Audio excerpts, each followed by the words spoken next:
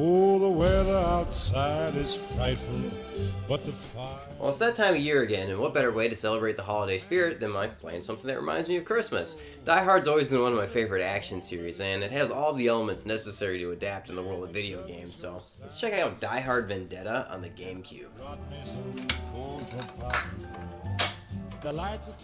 Now, the first thing I want to disclose is that I'm playing this game on easy, which I normally don't do, and I'll explain why in a minute. One thing I noticed is how they labeled the difficulties. Easy is called Die Hard, and normal is called Die Harder, but hard is Die Hardest, so wait, what the fuck? Shouldn't it be Die Hard with a Vengeance? Did they forget their own gag halfway through? Now I'm playing this on easy for one main reason. The terrible controls. They suck ass, and it seeps into every crack of this game, so let me just show you up front. First of all, the controller has a ton of dead zone on it. Nothing, nothing, nothing, nothing, nothing. Oh, then it goes apeshit!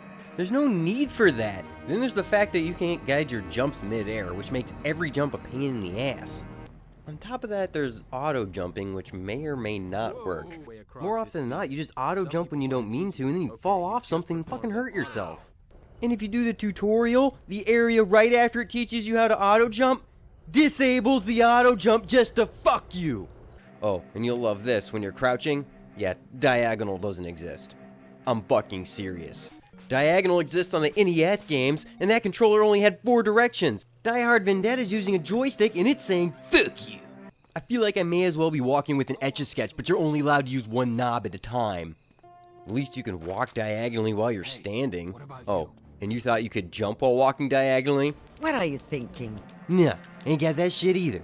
Sometimes the game won't let you crouch when you push the crouch button, but then when you start walking, it auto-crouches later! Now that you have a general overview of the inconsistent shit show that comprises this game's controls, just bear that in mind while I look at the rest of the game. Well, what about this game's plot? Basically, there's a movie star gone mercenary named Frontier who's working with Piet Gruber, who's Hans Gruber's son, and he has this kinky sex relationship on the side with this Russian militant chick, and they want to get a hold of some explosives and terrorize the world or some shit. It kind of feels like a lazy man's version of Die Hard with a Vengeance. One of my favorite parts of this game is Reginald Veljohnson. Carl Winslow himself reprises his role as Captain Al Powell. Nice work, cowboy. Another day, another building in ruins. Seriously, that is badass. Of course, Bruce Willis doesn't do the voice of John McClane, but I'll give his voice actor credit for trying to mimic Willis's voice. I mean, the graphics guys said fuck it and didn't even try to make it look like Bruce Willis. Seriously, who is this guy? Because it's sure as fuck not Bruce Willis. Even the computer model in Bruno the Kid looked pretty good, and that show came out 6 years before this game. Use some super sophisticated secret spy technique?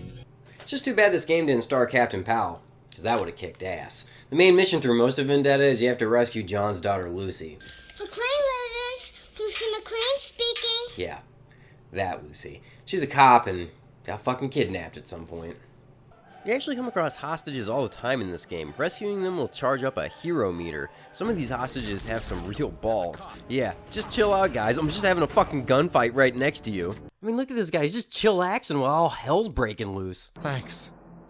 Are you a cop? Everything's fine. Just go back inside, have yourself a big 40, just party. I do like the aspects of the game where you interview witnesses. It feels loosely like an RPG, but they usually don't have useful information. Here they have me walking around subway tunnels asking homeless people what's going on. I feel like Captain Bosch and Chud. It would have been nice if they expanded on this feature, but people rarely have anything useful to tell you. Sometimes they do help you because they give you the answers or items for puzzles. You go up, down, up, down. That's about as lazy as the clock puzzle in Eternal Darkness. Sets the clock to the 33rd minute of the 3rd hour. That was subtle. This game has a sadistic amount of puzzles in it, by which I mean the bad kind. Now, I'm a fan of puzzle solving, but in Vendetta, all of them are just really brain dead, or they have a very specific solution that you're gonna have to fuck up several times before you figure it out and get it right. Some of the puzzles aren't complicated, like sneaking around this prison. If it wasn't for the shitty controls, I'm trying to be sneaky, but when I'm crouched, I can't walk diagonally. Shit! And wait, I just fucking crouched under the handrail? You shouldn't be able to do that. What's the entire point of the fucking handrail? Plus, if these guards catch you twice, you're fucked. Look at this, the game drops me into a room and this guy starts running me over with the truck. This is a first-person shooter. What's your first instinct? Shoot the guy? But no, you can kill him and he'll still start the truck after he's dead. So what's your next idea? Oh, well, there's a lot of boxes. Maybe you can jump over the truck? Oh, wait, the jump controls are shit. That ain't gonna work. What's the right answer? Hide in this crack in the wall. Maybe if I had more than 6 seconds in the room, I would have thought of that. You literally just dropped me into this room, and you automatically expect me to know that that's there. How does that make any sense? How about here? The room is about to blow up. I can see a scaffolding, but wait, I can't shoot the glass out? Fuck! Oh, I'm just supposed to open it? I just opened the window. Obviously. I feel like this is some sort of absurd Navy SEAL training. Like, take a bag off your head and they're like, you got 3 seconds to figure it out, hoo-yah! Except it can't be that, because Navy SEALs understand how firearms work! Anytime you pull out a gun or reload, you go through the full motion of chambering around. I'm serious. Decide you want to switch from your submachine gun to your assault rifle? John McClane thinks you need to fucking eject bullets out of it every time. There would just be a giant pile of unfired bullets laying on the floor if you kept doing this. John McClane even feels the need to do this every time he gets off a ladder. Sometimes the game is so gung-ho about doing this animation, it can't decide if it wants you to climb the ladder at all. And if you think this is a pain in the ass when you're doing it at your own leisure, imagine what it's like in the middle of combat. Did you take the stock off your gun? Yeah, you know, with the stock out, it feels kind of weak. I kind of feel like a pussy. With the stock in, it looks kind of mean. I want to kill this son of a bitch, I want to feel good, I want to feel hard. Fuck, hang on! Out of ammo! Fuck, I gotta reload everything!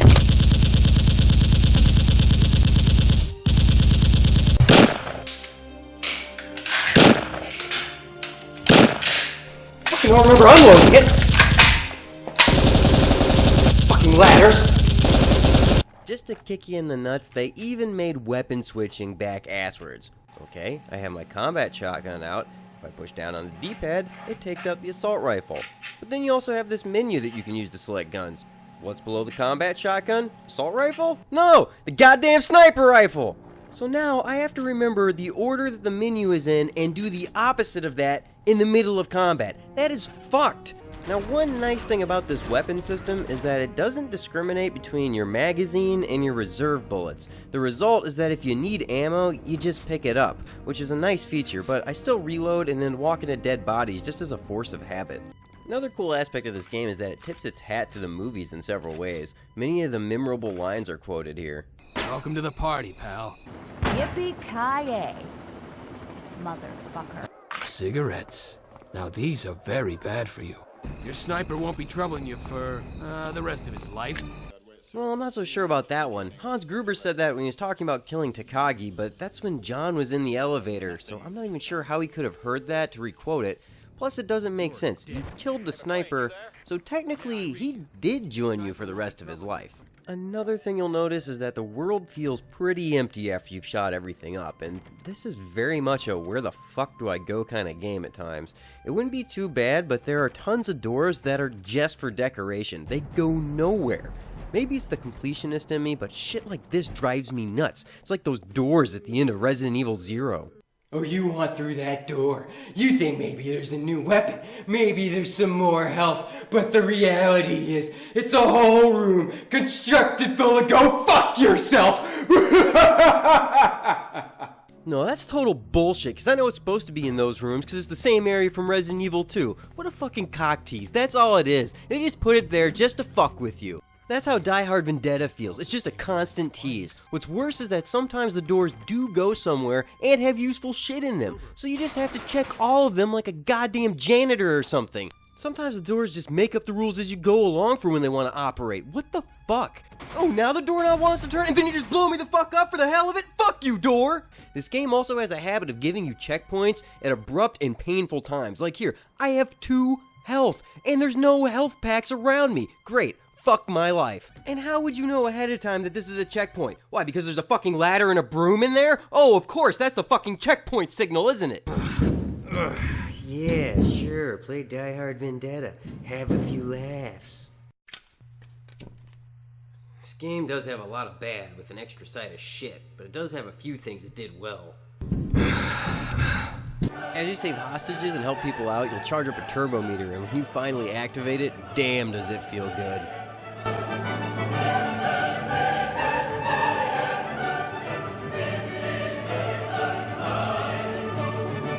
Fuck yeah, that's awesome. This game also uses stealth elements and lets you take enemies as your hostage, which is really fun. The only problem is that I often find myself dying later at some poop dick fart puzzle and I have to run back to where I died. So stealth becomes less attractive of a choice when you just want to make progress on the damn stupid puzzles again. Easily the most frustrating part of this game is one room in this tuna factory, and it's on the Order of the Buddhist Temple level from Red Ninja. This room requires a ton of platforming, patience, and persistence. A single misstep can kill you from the wrong place. Sometimes it auto-jumps when you don't want to, and then you have to start over and wait for these damn forklifts. Well, it might auto-jump when I don't want it to, but at least that means I can count on it to auto-jump when I need it to get— No, god damn it, no, what the fuck? Even trying to get on the forklift can be dangerous if you aren't patient. Shit! Watch out! Watch out! Watch out! Another problem that this game has is dark scale. I finally made it up here, and I can't see shit. Am I supposed to jump? I have to shoot bullet holes in front of me to see where I'm going. You can really see now how the lack of diagonal controls and random crouching are serious problems, since I have to do this whole room over again if you fall down. The dark scale is bad throughout the game. I spent 10 minutes wandering around this room before I found that nearly invisible box that I needed to jump on. The graphics are just general shit.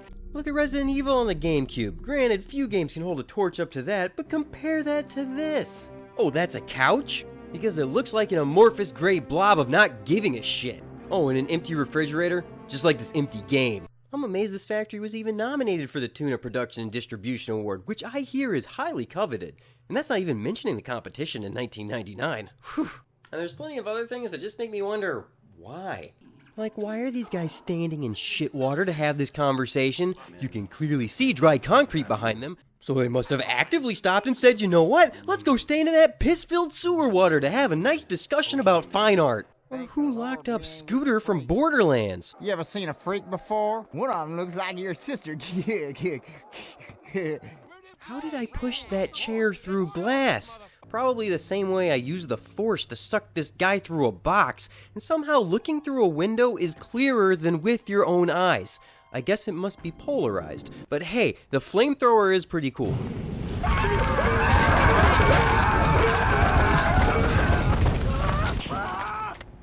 There's even an entire level at the Griffith Observatory, you know, like in Rebel Without a Cause, but for some reason they call it the Holmes Observatory, which I don't really get, because it's like one of the most recognizable public observatories in the world. You even get to move one of those domes as a puzzle. Which of these things would you operate to move the dome? The dome control panel? No, the TV, duh! Welcome to Die Hard Vendetta. Once you beat the game, it'll give you some cheat codes to give the illusion of having replay value. I say illusion because replay value implies that there was play value to start with. Some people might describe this game as being a comedy of errors. I'd describe it as being a tragedy of errors.